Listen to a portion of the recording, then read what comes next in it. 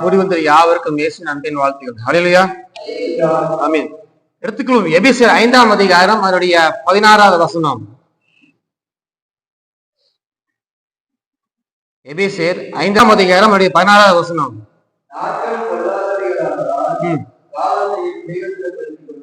நாட்கள் பொல்லாத அனுபடியினால் காலத்தை பிரயோஜனப்படுத்திக் கொள்ள. காலம்னா என்ன? காலமா என்ன? இது என்ன காலம்? தெரியும், இது குளிர்காலம். காலம்னா என்ன? 3 காலம் இருக்குது. படிச்சுங்க சொல்லுங்க, பிள்ளைங்க சொல்லுங்க. ஸ்கூல்ல படிக்கவில்லையா? எத்தனை காலம் இருக்குது? கோடை காலம், குளிர்காலமா? சொல்லுங்க, எத்தனை காலம் இருக்கு? அது என்ன காலம்?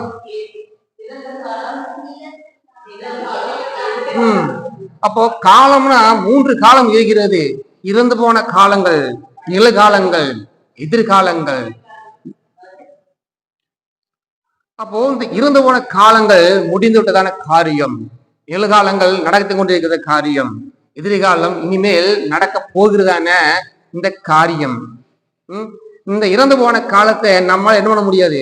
ஒண்ணுமே செய்ய முடியாது. ஏன்? அது முடிந்து விட்டது. இல்லையா? அது முடிந்து விட்டது. அப்படின்னா எதிர்காலம்னு என்ன? அது எப்படின்னு தெரியாது. அப்போ நம்ம வாழ்ந்து கொண்டிருக்கிற இந்த நிகழ்காலத்துல நம் காலத்தை நாம் பிரயோஜனப்படுத்திக் கொள்ள வேண்டும். இந்த பூமியில நமக்கு வாழ்க்கையை கொடுத்து நம்ம வாழ்க்கையில கொடுக்கிறதான காலத்தின் நேரங்கள் நமக்கு கர்த்தர் நம்ம கொடுத்திருக்கிறார். இல்லையா? அந்த காலத்தை நம்ம பிரயோஜனமாக படுத்திக் கொள்ள வேண்டும். அப்ப காலம்னா என்னன்னா நாட்களும் நேரம்தான் காலம். 3 ஆண்டு காலம் சொல்றோம். அப்ப என்ன? 3 ஆண்டு காலம். ஒரு வருஷத்துக்கு எத்தனை மாசம்? 12. அப்போ நாட்கள் 360 நாட்கள் சொல்றோம். டைம், நேரம் சொல்றோம். அப்ப காலம்னா நாட்களும் நேரம் சேர்ந்ததுதான் காலம். அந்த காலத்தை நம்ம வாழ்ந்திருக்கிறத நம்முடைய நிகழ்காலத்திலே அதை பிரயோஜனப்படுத்திக் கொள்ள வேண்டும். அதுக்காக சொல்கிற இந்த நாள்ல கத்துற வார்த்தை, ஆவியானவரோட பேசுற வார்த்தை, காலத்தை பிரயோஜனப்படுத்திக் கொள்ளுங்கள். இல்லையா? பாருங்க, ஸ்கூல் படிக்கிற பிள்ளைங்க படிச்சுட்டு இருக்கிறாங்க. அந்த ஒரு வருட படிப்புல அவங்களுக்கு ஒரு காலம் கொடுக்கப்படுகிறது. எத்தனை காலம்? 360 நாட்கள் உங்களுக்கு ஸ்கூல்ல கொடுக்குறாங்க படிக்கிறதுக்கு.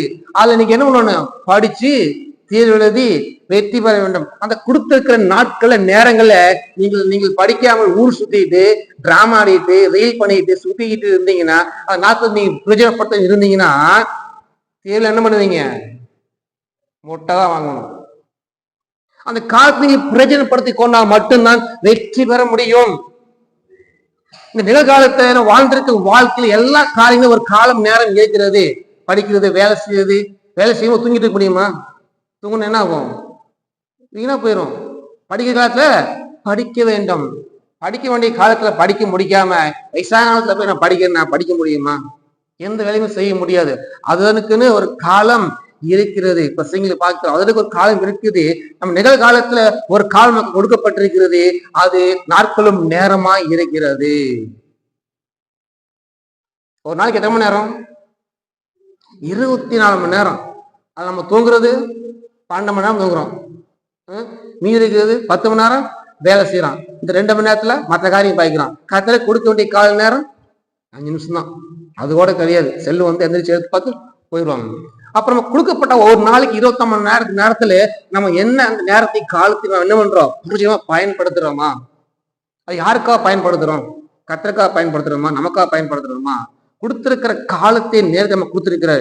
இன்னைக்கு நம்ம படுத்திருந்து கால் எழுந்திரிச்சோம்னா அது ஒரு நமக்கு நாட்களும் நேரத்தையும் கர்த்தர் கொடுத்திருக்கிறார். இது ஜீவன் போயிடுச்சுன்னா நமக்கு அந்த கால நேரம் வருமா? திரும்பி வருமா? ஜீவன் போச்சுன்னா வருமா? வரவே விடாது.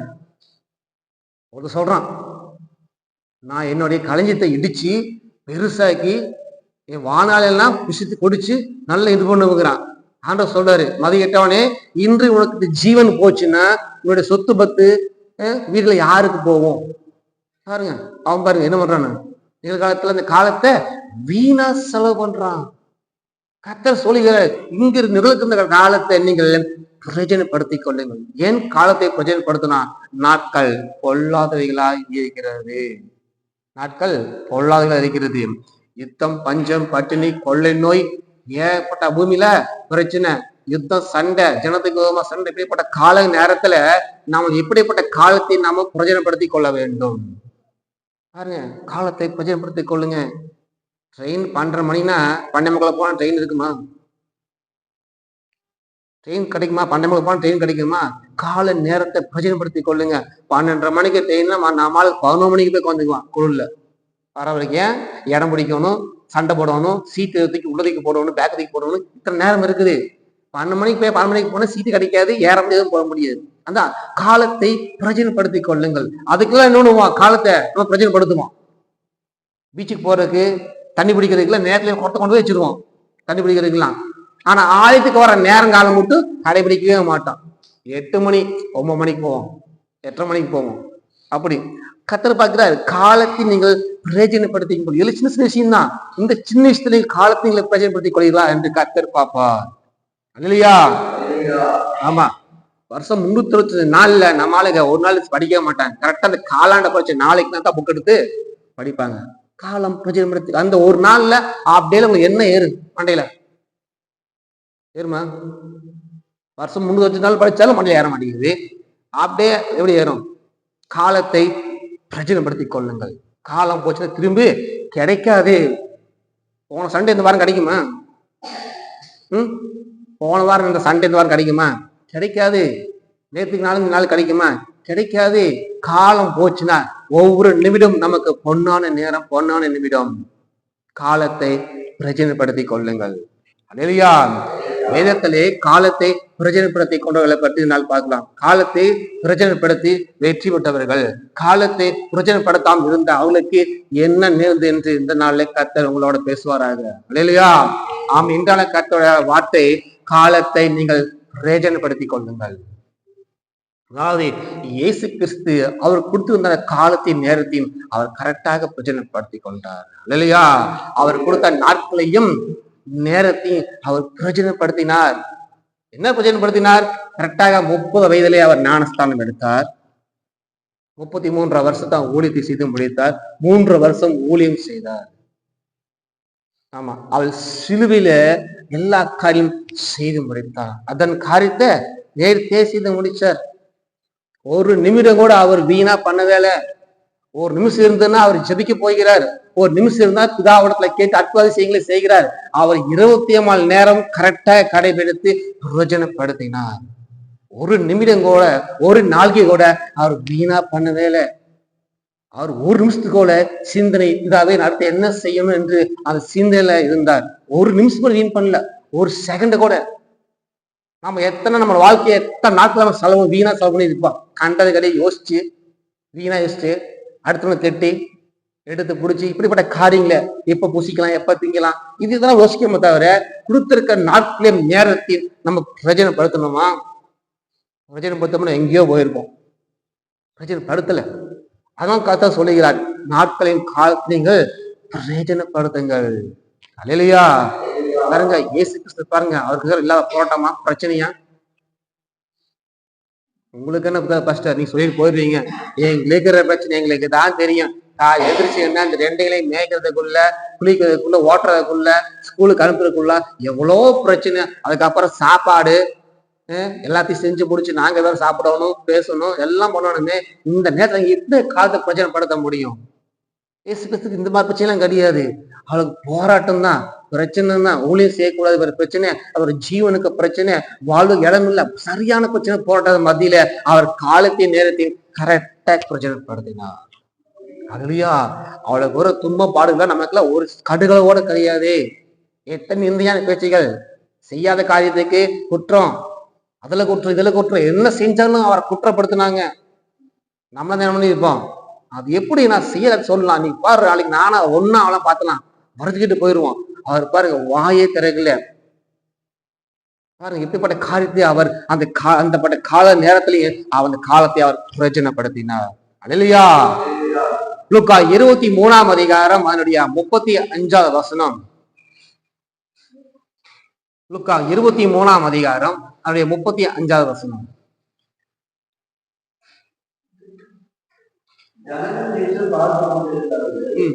அவர்களுக்குள்ளே உள்ள அதிகாரிகளும் அவரை நிகழ்ந்து, இவன் மற்றவர்களை ரசித்தார், இது தேவனால் தெரிந்து கொள்ளப்பட்ட கிறிஸ்துவானால் தன்னைத்தானே ரசித்துக் கொண்டிருக்கிறார்கள். பாருங்க, இயேசு கிறிஸ்து சிலுவையை அறிவிக்க முன்பாக எல்லா ஜனங்களையும் என்ன வியாதியில் நோயிலிருந்து சுகத்தை கொடுத்தார், பலத்தை கொடுத்தார், ஆரோக்கியத்தை கொடுத்தார், மற்றவர்களை ரட்சித்தார். ஆனா இப்ப எல்லா அதிகாரியும் சொல்றாங்க, மற்றவன் எல்லாத்தையும் ரட்சித்தன் நீ, இப்ப நீயே ரட்சித்து கொள் என்று அவங்களை என்ன பண்றாங்கன்னா பரியாசம் பேசுறாங்க. லூக்கா 23ஆம் அதிகாரம் அதனுடைய 37வது வசனம்.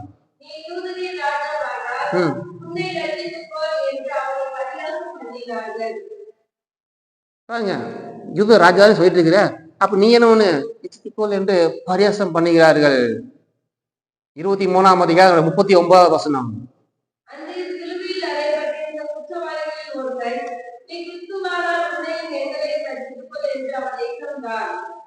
ஒரு கள்ளன் கூட இயேசு கிறிஸ்துவ பரிந்து பேசுறான், பரியாசம் பேசுறான். நீ உன்னை ரட்சித்துக்கோ, என்னை ரட்சித்துக்கோ, உமாலா கொடு என்று அவன் சொல்றான். கள்ளன் கேட்கிறான், உன்னால முடியும்ல, அப்ப எனக்கு செய். கள்ளன் கேட்கலாம் காரியங்களை அவன் பேசிக் கொண்டிருக்கிறான். ஆமா, விவரமாக மார்க்ல பார்த்தோம்னா இன்னும் விவரமா போட்டிருக்கு. மார்க் 15ஆம் அதிகாரம் அதனுடைய 29வது வசனம். மார்க் 15ஆம் அதிகாரம் அதனுடைய 29வது வசனம்.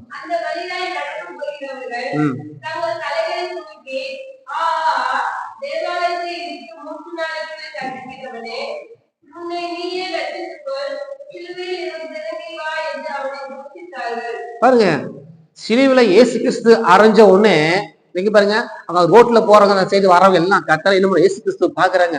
தலை தூக்கி எரியுதாக்கு, நீ என்னமோ தேவதை அடிச்சு கட்டுற சொன்ன, இப்ப நீ இறங்கி வா பார்க்கலாம் அப்படின்னு ரொம்ப கேவலமாக பேசினார்கள். நாமளாதான் ஒண்ணு இருப்போம். யாருன்னு தெரியுமா? இப்ப பாரு யாருன்னு காமிக்க உடனே போன் அடிக்கிறது, பாட்ட அடிச்சு இங்க வாங்க அப்படின்னு போடிச்சு என்னோடது நம்மளை பத்தி பில்டப் பண்றது. ஆனா இயேசு கிறிஸ்து யாருன்னு அவருக்கு தெரியும். அதனால நான் வந்து இவனாரும் சொல்லி அவர் இன்னும் இல்ல பில்டப் எல்லாம் பண்ணல, நீ சொன்னா சொல்லிட்டு போ. அந்த நேரத்துல கூட அவர் காலத்தையும் நேரத்தையும் பிரயோஜனப்படுத்தினார். யாருக்காக? பிதாவை தேவனுக்காக பிரயோஜனப்படுத்தினார். அவர் செய்த முடிய காரியத்தை. ஏன்னா இதெல்லாம் கேட்டு அந்த காலத்தின் நேரத்தையும் பிரயோஜனம் பண்ணா போனா எல்லாம் வீணாகி போய்விடும். இது வரைக்கும் வந்தாச்சு, 33 வருஷம் வரைக்கும் வந்தாச்சு. கடைசி நாட்கள்ல கடைசி நேரத்தை அவர் சரியாக பிரயோஜனப்படுத்தினால் அதுக்கப்புறம் பெரிய மகிமையான காரியங்களை கர்த்தர் பார்க்க முடியும். என் ஜனங்களுக்காக அவருடைய பாவத்தை நான் சுமந்து தீர்க்கும் பலியாக நான் வந்தேன். அது காரியம் தடைபட்டு போயிடும். மற்றவங்களா கேவலமா பேசுறாங்க, ஒரு மாதிரியை பார்க்கறாங்க நினைச்சிட்டு நம்மளுடைய நேரத்தை காலத்தை அவங்களுக்காக வீணடிச்சோம்னா அது ஒன்றுமில்லாமல் போய்விடும், ஒன்றுமில்லாமல் போயிடும். சூரியனை பார்த்து சூரியன் தான் நம்மளை பார்த்து நிந்திக்கிறவங்களுக்கு முன்பாக, நம்மளை பார்த்து கேவலம் பேச முன்பாக அதெல்லாம் காதுல வாங்காமல் போய் நம்ம கொடுத்திருக்கிற நேரத்தையும் காலத்தையும் அதை பிரயோஜனப்படுத்தும் போது கர்த்தரோட நாமம் மகிமைப்படும். அல்லேலூயா, கர்த்தர் மகிமைப்படும். பாருங்க, சவுல் ராஜா ஆனதுக்கு அப்புறம் எல்லாரும் பேசுனாங்க, இவனா ரசிக்க போறான் அப்படின்னா என்ன, யாருமே அவனுக்கு உதவி செய்யல, கப்பங்கட்ட எதுவும் பண்ணல. அவன் காதுல வாங்காம போனான், அவன் காதுல வாங்க வேலை. அப்படிப்பட்ட காரியங்களை நம்ம இடத்துல வரும்போது நம்ம அதை காதுல வாங்கி அதை கண்டுக்கூடாது. என்ன பேசினாலும் சரி, நம்ம கொடுத்துக்க நேரத்தை காலத்தை பிரயோஜனப்படுத்தணும். ஒரு திட்டம் போது அந்த நேரத்தை எப்படி நம்ம காலத்தை பிரயோஜனப்படுத்த முடியும்? ஏன்னா அவங்க திட்டம் போது நம்ம காதுல வாங்கி நம்மளுடைய சிந்தனை எண்ணங்கள்ல அவங்களுக்கு தேவையில்லாம நம்ம எரிச்சல்படுவது, கோவப்படுவது, திட்டுவது, அந்த நேரம் காலம் வீணாதான் போகும். அந்த நேரத்துல அதை கேட்க முட்டோம்னா அந்த ஒரு 2 செகண்ட், 1 செகண்ட், ஒரு 10 நிமிஷத்தை கோபம் நமக்கு பிரச்சனை உள்ளதா இருக்கும். நம்ம கோவப்பட்டு அவங்க எரிச்சல்படும் போது அந்த நேரம் அந்த காலம் வீணாய் போயிடும். திடீர்னு அவங்க மேல கோவப்படுறது இது பண்றதுல அந்த நேரம் காலம் தான் வீணாய் போகும். இயேசு கிறிஸ்துவ பார்த்தாரு, அந்த நேரத்தை காலத்தையும் அவர் பிரயோஜனப்படுத்தினார். அவர் யாருமே திட்டல, இதாவே இவங்களை தெரியாம பண்றாங்க, இவங்களை மன்னிங்க. அதை எப்படி பிரச்சனைப்படுத்தா பாத்தீங்களா? அவங்க திட்டணவங்கள எப்படி பிரயோஜனப்படுத்தினாரு காலத்தை நேரத்தையும். தெரியாம பண்ணிட்டாங்க ஆண்டவரே, எங்களை மன்னிங்கினது. அந்த காலத்தையும் அந்த நேரத்தையும் அவர் சரியாக பயன்படுத்தினார். அந்த சுவம் நமக்கு இருக்கா? அந்த நேரத்தையும் காலத்தை பிரயோஜனப்படுத்த முடியுமா? வரைஞ்சு கட்டிட்டு அப்படியே போய் எப்படின்னு சொல்லலாம், நான் ஒழுக்கமா நான் நல்லா தான் இருக்கிறேன், என்னை பத்தி எப்படி சொல்லலாம், அப்படியே வரைஞ்சு கட்டி நம்மளை நிரூபிக்க தேவையில்லை. கர்த்தருக்கு மட்டும் நம்ம நிரூபிச்சா போதும். ஆண்டவரே உமக்கு பரிசுத்தமா நிரூபிச்சா போதும். மொத்தல குடும்பம் யோகின்னு காண்ற அவசியமே கிடையாது. மனுஷன் அவன் இன்னைக்கு உங்களுக்கு நல்லவன் சொல்லுவான், நாளைக்கு அரசியல் உங்களை தூசிப்பான். ஒரு மனுஷனுக்கு முன்பு நல்லா இருக்கவே முடியாது. சமையல் நல்லா செஞ்சா சூப்பரா செஞ்சிருக்கிற சமையல் சூப்பர், ரொம்ப பட்டையை கலப்பு போம். அடுத்த நாள் வேற மாதிரி செய்யும் போது என்ன செஞ்சுக்கிற நீ சமையல, உப்பு இல்ல காரம் இல்ல. ஆமா, நல்லா தெரியல விஷயம் வாங்கவே முடியாது. மனுஷன்ட்ட நல்ல வார்த்தை நல்ல விஷயம் வாங்கவே முடியாது. நல்லா இருக்கமோ நல்லா இருக்கு சொல்லுவாங்க. அதே மனுஷன் ஒரு சின்ன தப்போ ஒரு சின்ன கெட்டது செஞ்சோம்னா உடனே அப்படியே மாறிடுவாங்க. காலத்தை நீங்கள் பிரயோஜனப்படுத்திக் கொண்டு உமக்கென்று கொடுத்துக்கிற நேரத்தையும் காலத்தையும் நீங்கள் பிரயோஜனப்படுத்தும் போது அது தேவன் நாமம் மகிமைப்படும். உன்னில் நான் மகிமைப்பட்டேன் சொல்றாரு. எப்படி? உன்னில் நான் மகிமைப்படுவேன். நீ உன்னோட காலத்தின் நேரத்தை அவருக்கு நீங்கள் பிரயோஜனப்படுத்தும் போது அப்போது அவர் ஐயோ என் மகன் இப்படி செய்யறானே அதுல மகிமைப்படுவார். அந்த காலத்தின் நேரத்தை பிரயோஜனம் இல்லாமல் வீணா சீரியல் பார்த்துக்கிட்டு டிவி பார்த்துக்கிட்டு மற்றவங்களோட சேர்ந்து அடிச்சுட்டு மையப்படுவாரா?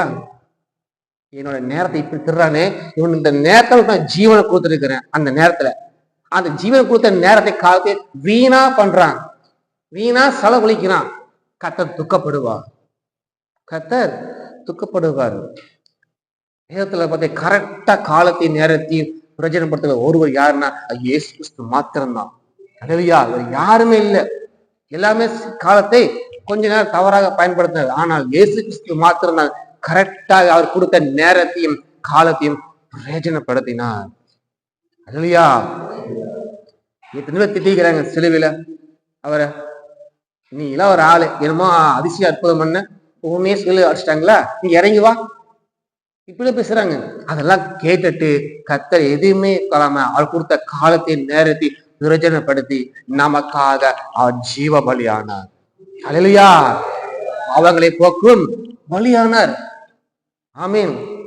அப்படியாக நம்ம வாழ்க்கையை நம்ம கொடுத்திருக்கிற காலத்தை நம்ம பிரயோஜனப்படுத்தும் போது அது கர்த்தர் நாமம் மகிமை உள்ளதாக இருக்கும்.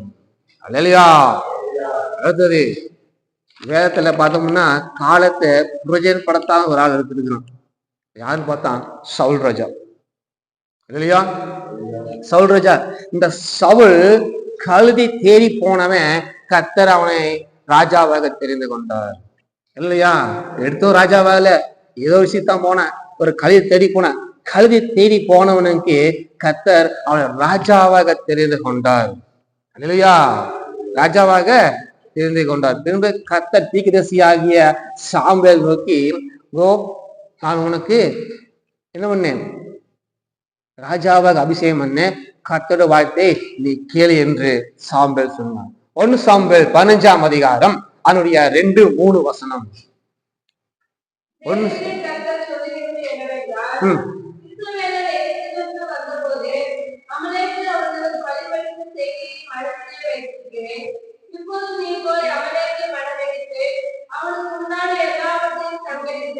அவன் மேல் இரக்கம் வைக்காமல் புருஷனையும் ஸ்திரீகளையும் பிள்ளைகளையும் குழந்தைகளையும் மாடுகளையும் ஆடுகளையும் ஒட்டகங்களையும் கழுதைகளையும் கொண்டு போட கடவா என்கிறான் என்று சொன்னான். பாருங்க, ராஜா வாயாச்சு.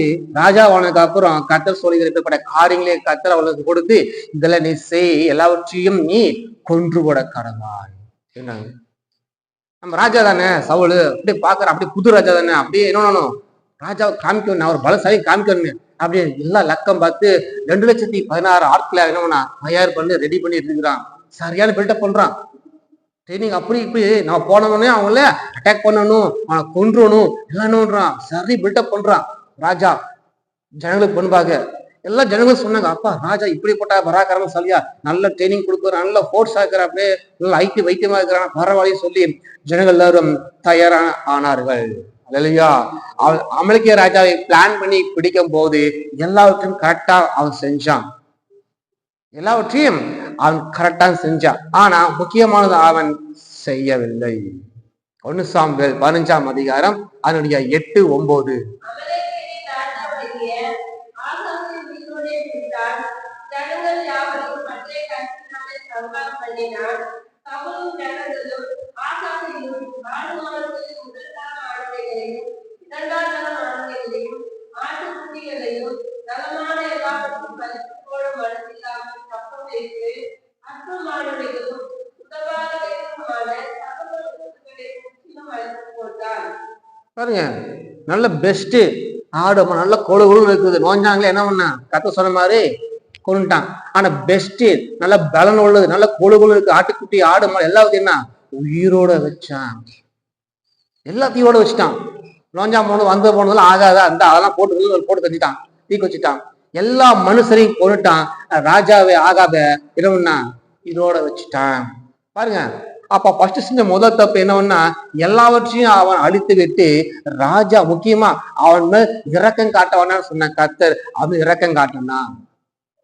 எல்லா காரியத்தையும் என்னன்னா இச்சித்து இது சாப்பிட்ற நல்லா இருக்குமே, நல்ல கொழுகுன்னு இருக்குதே சொல்லி இடத்த பிடித்து வைத்து அவையெல்லாம் என்னன்னா உயிரோட வச்சான். இவன் செய்தது என்ன? அப்ப என்னதான் பண்ணான்?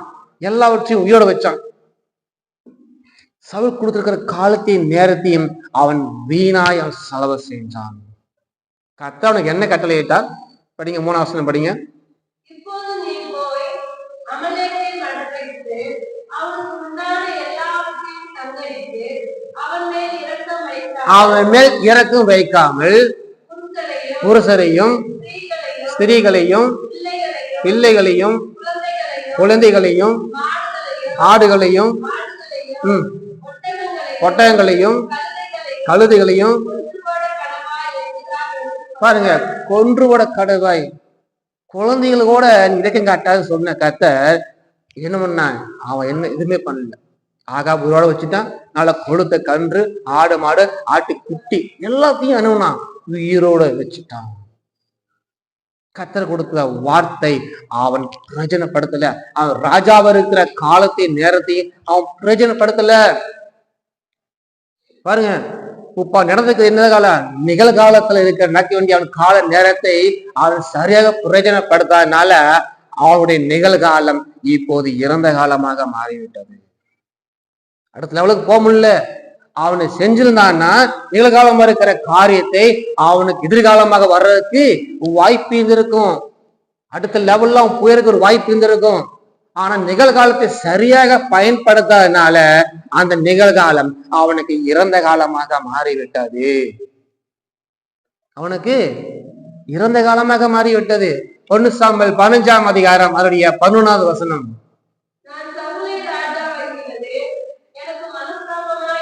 பாருங்க, வானத்தையும் பூமியும் உண்டாக்கின கர்த்தர் அவனை உண்டாக்கின உருவாக்குறதுக்கு மனஸ்தாபப்படுகிறார்.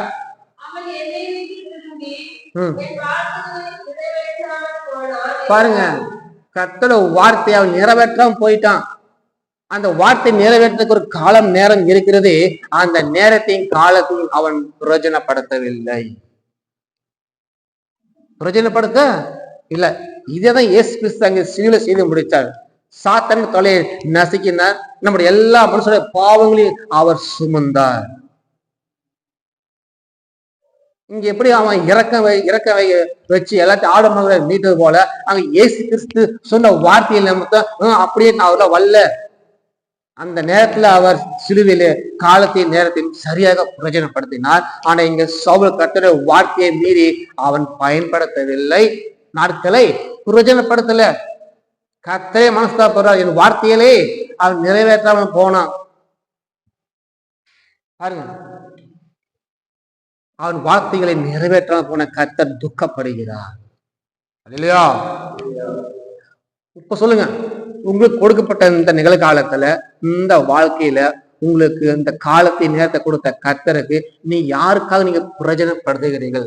உங்களுக்காக பிரயோஜனப்படுத்துறீங்களா இல்ல கர்த்தருக்காக பிரயோஜனப்படுத்துறீங்களா? அவர் உங்களுக்கு ஜீவனை கொடுத்து இந்த பூமியிலே அவரோட வார்த்தைகளை நிறைவேற்றுவதற்காக மட்டும்தான் உங்களுக்கு ஜீவனை கொடுத்துருக்கிறார். ஒருத்தனை ஜீவனை கொடுக்காருன்னா அவன் எனக்காக என்ன செய்வான்? என் வார்த்தைகளை அவன் செய்வான். ஒரு கம்பெனில ஏதோ பக்கத்துல என்ன பண்றோம், ஒருத்தர் வேலை கொடுக்குறாங்கன்னா எதுக்கு வேலை கொடுக்குறாங்க? அந்த ஓனருக்கு உண்டான காரியங்களை செய்ய முடியாத வேலை கொடுக்குறாங்க. வேலையும் வாங்கி கொடுத்துட்டு நம்ம வேலை செய்ய உட்காந்து கால் மேல கால் போட்டு உட்காந்துட்டு பாடு தூங்கிட்டு இருந்தா அந்த ஓனர் என்ன பண்ணுவாரு? நான் உனக்கு வேலை கொடுத்தேன், 8 ஹவர் வேலை கொடுத்தேன். அந்த 8 ஹவர் வேலையில நீ என்ன பண்ற, 7 ஹவர் தூங்கிட்ட. அந்த காலத்தையும் நேரத்தையும் என்ன பண்ண, வீணா பிரயோஜனப்படுத்திட்ட. உன்னை வேலைக்கு வச்சது எனக்கு கஷ்டமா இருக்குது, மனஸ்தாபப்படுறேன் அப்படின்னு சொல்லுவோம். அதே மாதிரிதான் இந்த பூமியில நமக்கு ஜீவனை கொடுத்து வாழ்க்கையை எல்லாமே கொடுத்து உனக்கு இந்த காரியங்களை செய்ய முடியாத உனக்கு நாட்களையும் நேரத்தையும் காலத்தையும் கொடுத்த நீ இத்தனை நாள் இப்ப வரைக்கும் இந்த நிமிடம் வரைக்கும் நீ வீணாய் செலவு பண்ணிட்டு இருக்கிறேன்னு கர்த்தர் சொல்கிறார். எத்தனை காலத்தை வேணும் இருப்போம், வீணடிச்சிருப்போம். ஜெபிக்க வேண்டிய நேரத்தை வேணுமோ ஜெபிச்சிருக்க மாட்டோம், குடும்பம் செஞ்சிருக்க மாட்டோம், சபை காட்ட வந்திருக்க மாட்டோம், உபாசத்தை காட்ட வந்திருக்க மாட்டோம், கத்தருக்குன்ற உபாசம் இருக்க மாட்டோம், குழு உபாசம் பண்ணிருக்க மாட்டோம், வேதத்தை சரியா படிச்சிருக்க மாட்டோம். இதெல்லாம் காலத்தையும் நேரத்தையும் வீணடிச்சது. கர்த்தர் வார்த்தை நிறைவேற்றும்படியாகத்தான் நமக்கு ஜீவனை கொடுத்திருக்கிறார். அந்த காலத்தையும் நேரத்தையும் கர்த்தருக்கென்று பிரயோஜனப்படுத்தும் போது கர்த்தர் மகிமைப்படுவார். அல்லையா? எதற்காகவும் கர்த்தர் நமக்கு காலத்தையும் நேரத்தையும் கொடுக்கல. வீடு கட்ட காலம் நம்ம எடுக்கிறோம், எல்லாம் வாங்குறதுக்கு பிளான் பண்ணி எல்லா கால் நேரத்தை எடுக்கிறோம், ப்ளூ பிரிண்ட் போடுறோம். இதெல்லாம் விட்டுருக்கு என்ன பண்றோம், காலத்தை எடுத்து நம்ம நேரத்தை செலவு பண்றோம்.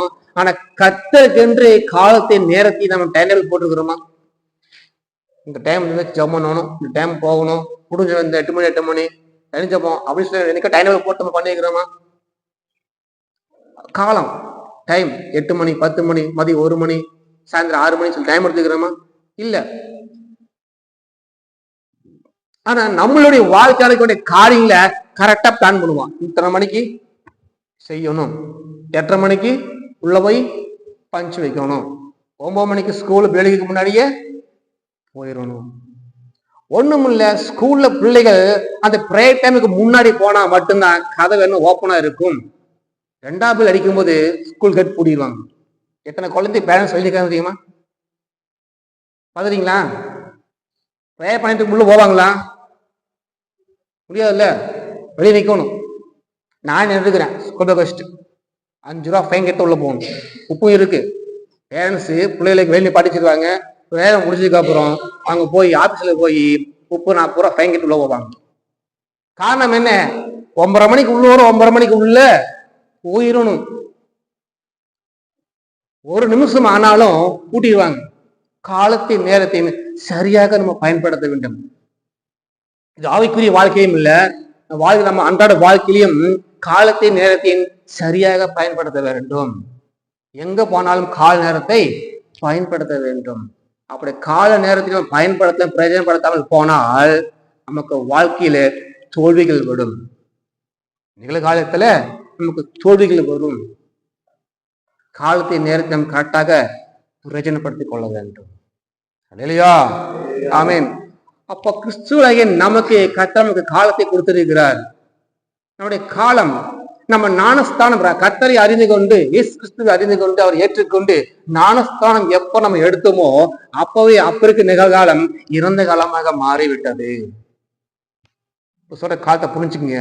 எப்ப நம்ம ஞானஸ்தானம் எடுத்துக்கொண்டோமோ அப்ப நம்ம வாழ்ந்திருந்த அந்த காலம், நம்ம வாழ்ந்து ஞானஸ்தானம் எடுக்க முன்னாடி இருக்கிற அந்த காலம் இறந்த காலமாக மாறிடுச்சு. இப்போ நம்ம இயேசு கிறிஸ்துக்குள்ள நிகழ்காலமா நம்ம வாழ்ந்து கொண்டிருக்கிறோம். இந்த நிகழ்காலத்துல அவருக்காக வாழ்ந்து கொண்டிருக்கிற காலத்தை நேற்று பிரயோஜனப்படுத்தினால் நமக்கு எதிர்காலம் ஒண்ணு உண்டு. முன்னாடி சொன்னேன், எத்தனை காலம் இருக்கிறது? 3 காலம். நம்ம என்ன பண்ணிருக்கிறோம்? ஃபர்ஸ்ட்ல யாராவது இறந்த காலத்துக்கு முடிஞ்சது, பிறந்த காலம் முடிஞ்சது, எதுக்கு இருக்கலாம்? இறந்த காலம் யாருக்கும் முடியலையா? அப்ப எதிர்காலத்தை வாழ்ந்துட்டு இருக்கிறீங்களா? எல்லாம் வாழ்ந்துட்டு இருக்கீங்களா? பழைய வாழ்க்கையை வாழ்ந்துட்டு இருக்கிறீங்களா? இன்னும் கோலம் போட்டுக்கிட்டு இது வச்சுக்கிட்டு வெள்ளடிச்சுட்டு இருக்கிறீங்களா? அந்த காலம் முடிஞ்சா? இப்ப கர்த்தருக்காக கிறிஸ்துக்குள்ள நீங்க நிகழ்காலம் வாழ்ந்துட்டு இருக்கிறீங்க. அது இல்லையா? ஆமீன். அப்போ இறந்த காலம் முடிஞ்சது, நிகழ்காலம் நடந்துட்டு இருக்கிறது. அப்ப இன்னும் என்னென்ன காலம் இருக்குது? எதிர்காலம். அந்த எதிர்காலம் தான் பரலோக ராஜ்யம். அது இல்லையா? நமக்கு இறந்த காலத்திலேயே என்ன இன்னும் இறந்த காலம் முடிஞ்சு சொல்லி இன்னும் இறந்த காலத்துக்குள்ளே இருந்துட்டு இருக்கிறோம். பழசெல்லாம் உள்ள மறுபடியும் உள்ள இருக்குது. இறந்த காலம்னா முடிஞ்சு போனதுதான், அது திரும்ப வராது. சனிக்கெல்லாம் முடிஞ்சதுன்னா நீ சனிக்கிழமை மறுபடியும் நீ சனிக்கிழமை வருதா? இங்க என்ன மணிக்கு ஞாயிற்றுக்கிழமை. ஆனா முடிஞ்சு போன பழைய பாவங்கள், முடிஞ்சு போன பழைய காரியம், கோபம், எரிச்சல், போறாம எல்லாம் நிலகாலத்துக்குள்ள இருக்கு. அப்ப எப்படி நம்ம நிலகாலத்துல கத்தோட காலத்தையும் சாமி நேரத்தையும் என்ன பண்ண முடியும்? பிரயோஜனப்படுத்த முடியும். இயேசு கிறிஸ்துவை ஏற்றுக்கொண்டு ஞானஸ்தானம் பெற்றுக்கொண்டு அந்த பழைய வாழ்க்கையை விட்டு பாவத்துக்கு மறித்து நீதிக்கு பிறத்துக்கு நம்ம திரும்ப என்ன பண்றோம்? அந்த பழையபடி இறந்த காலத்திலேயே சுத்திட்டு இருக்கிறோம். இறந்த காலத்தில் இருந்தால் நாம் எதுவுமே செய்ய முடியாது. ஏன்னா இறந்த காலம் முடிஞ்சு போனது. பழைய வாழ்க்கையை முடிஞ்சு போச்சு. திரும்ப அந்த பழைய வாழ்க்கையிலே வாழ்ந்து கொண்டிருந்த நிகழ்காலம் வராது. பழைய வாழ்க்கையை முடிஞ்சு போனது. கிறிஸ்துக்கு நம்ம நிகழ்காலம் வாழ்ந்து கொண்டிருக்கிறோம். நமக்கு எதிர்காலம் உண்டு, அது பரலோக ராஜ்யம். இல்லையா? இந்த நிகழ்காலத்துல நமக்கு கொடுக்கப்பட்ட காலத்தையும் நேரத்தையும் பிரயோஜனப்படுத்தா மட்டும்தான் நிகழ்காலத்துக்கு போக முடியும். இல்லையா? இயேசு கிறிஸ்து என்ன பண்ணாரு? நிகழ்காலத்துல அவர் சிலுவிலே மரித்து உயிர்த்தெழுந்தார். எதிர்காலத்துல அவர் பிடிச்சுக்க எங்க போனாரு? பரமேறி போயிட்டாரு. இங்கே உண்மையில இருந்தாரா? பரமேறி போயிட்டாரு. அவரோட பிளான் அதுதான். உண்மையில மரித்து உயிர்த்து எங்க போகணும்? பரலோகம் போகணும். அதே மாதிரி நமக்கு ஒரு பிளான் வச்சுக்கிறாரு. நம்ம நிகழ்காலத்திலே கர்த்தரோட வார்த்தைகளை நிறைவேற்றி காலத்தையும் நேரத்தையும் பிரயோஜனப்படுத்தும் போது எதிர்காலம் நமக்கு இருக்கிறது. அந்த எதிர்காலத்துக்கு நம்மளை தயார் கொண்டு போக முடியும். இல்லையா? காலத்தை பிரயோஜனப்படுத்துங்கள். வீணா காலத்தை செலவு பண்ண வேண்டாம். கர்த்தரோட வார்த்தைகளை அவர் செய்யும்படியாக நீங்கள் பிரயோஜனப்படுத்துங்கள். ஒருவேளை இந்த நாள்ல இந்த நிமிஷத்துல ஆண்டவரே இன்னும் நான் இறந்த காலத்தான் இருக்கிறேன், இறந்த காலத்துல இருக்கிறேன், எப்படி நம்ம இந்த காலத்துக்கு வர முடியும்னா முடியும். இன்னும் நான் பழைய பாவத்திலே இருக்கிறேன், ஞானஸ்தானம் எடுத்தாச்சு, இன்னும் நான் அதுக்குள்ளேயே இருக்கிறேன், விட்டு வெளியே போக முடியல. அது இறந்த காலத்துல இருந்து வாழ்ந்து கொண்டு இருக்கிறீங்களா? இன்னும் இது விட்டு வெளியே போக முடியலையே. நிகழ்காலத்திலும் இருக்கிறேன், இறந்த காலத்திலும் இருக்கிறேன். அப்படி இருக்கவே முடியாது. ஏதோ ஒரு காலத்தான் இருக்க முடியும். வாழ்ற நாம காலம் நிகழ்காலம், இதுல இறந்த காலத்துல இருக்க முடியாதே. இது ஒரு காலத்தான் வாழ முடியும்.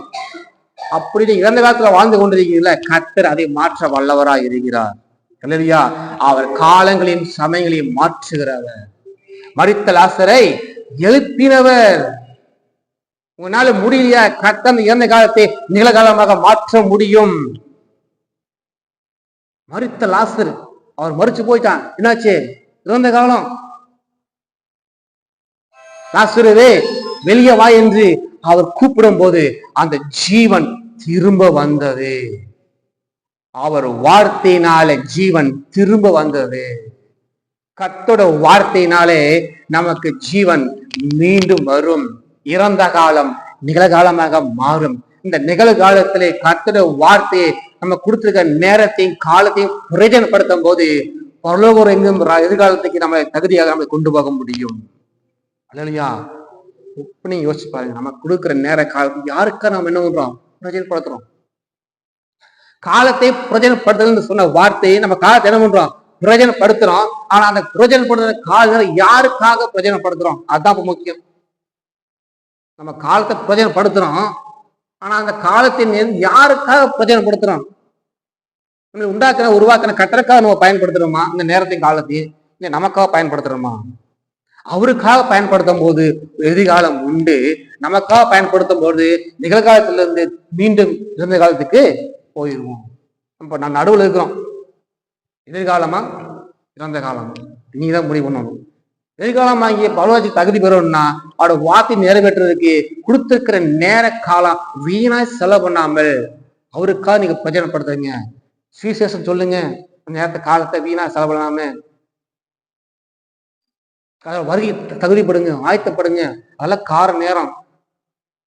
இந்த நிகழ்காலத்தை நீங்க வீணா செலவு பண்ணீங்கன்னா எதிர்காலத்துக்கு போகிறதுக்கு பல மீண்டுமாக இறந்த காலத்துக்கு போய்விடுவீர்கள். இறந்த காலத்துக்கு போய் யாரும் தூக்க முடியாது. அவர் மட்டும்தான் செய்ய முடியும்.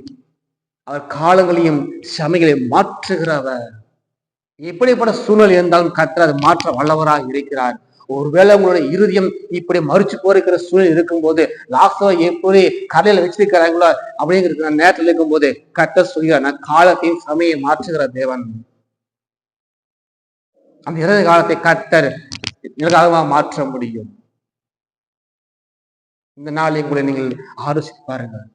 யாருக்கான நேரத்தை காலத்து பிரயோஜனப்படுத்துறேன், எனக்காக பிரயோஜனப்படுத்துறேன்னா 24 மணி நேரத்துல 8 மணி நேரம் நான் கர்த்தருக்காக நேரத்தையும் காலத்தையும் பிரயோஜனப்படுத்துறேன். எத்தனை நிமிஷம் நான் வேதத்தை வாசிக்கிறேன், எத்தனை பேருக்கு நான் சுவிசேஷத்தை சொல்லி இருக்கிறேன் அப்படி என்று நீங்கள் ஆலோசித்து பாருங்கள். எல்லாம் இழந்து நிற்கலாம்.